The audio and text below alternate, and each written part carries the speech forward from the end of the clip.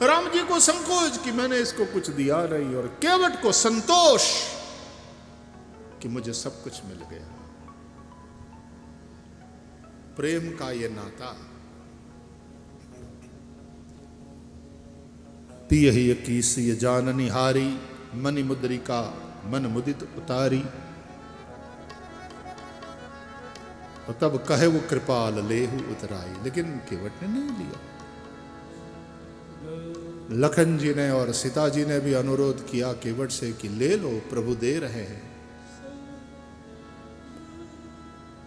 बहुत कीन प्रभु लखन सिय, लेकिन नहीं कछु केवट ले।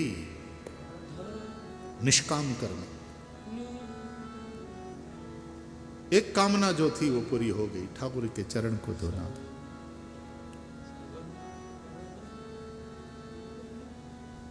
या तो कामना से युक्त भगवान थे, उनको गंगा पार जाना था तो मांगा। इसने तो इतना ही कहा कि कंडीशंस अप्लाई,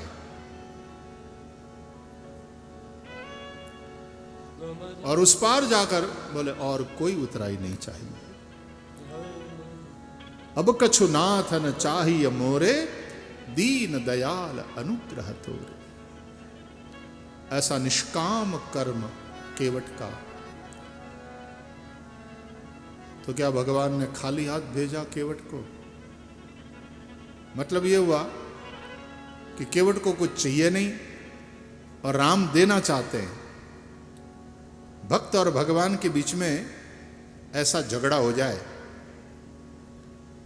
कि भाई तुझे लेना पड़ेगा, भगवान कहे, और भक्त कहे ना, हम कुछ कबूल नहीं करेंगे, हमारा कर्म निष्काम कर्म।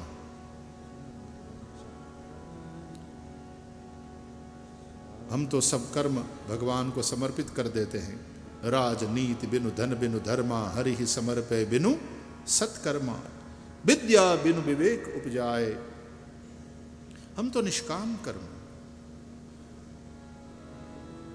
तो कर्म तो फल देता है,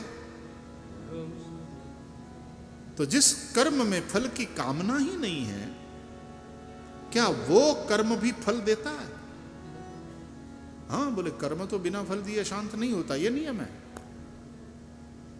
तो प्रश्न ये उठता है कि फिर निष्काम कर्म का फल क्या है? जिसमें फल की कामना ही नहीं है, ऐसे कर्म का फल क्या है? बड़ी विचित्र बात। फल की कामना ही नहीं है जिसमें, ऐसे कर्म का फल क्या? और उसका जवाब रामचरितमानस में केवट प्रकरण में मिलता है कि तब केवट गया तो क्या खाली हाथ गया? नहीं। विदा कीन करुणा यतन भक्ति विमल बरुदे। भगवान ने उसको विमल भक्ति का वरदान देकर के विदा किया। मतलब निष्काम कर्म करते रहोगे, भगवत प्रीत्यर्थ कर्म करते रहोगे और कम कर्म भगवान को समर्पित कर दोगे तो भगवान प्रसन्न होकर के भक्ति का दान देते हैं। ये भक्ति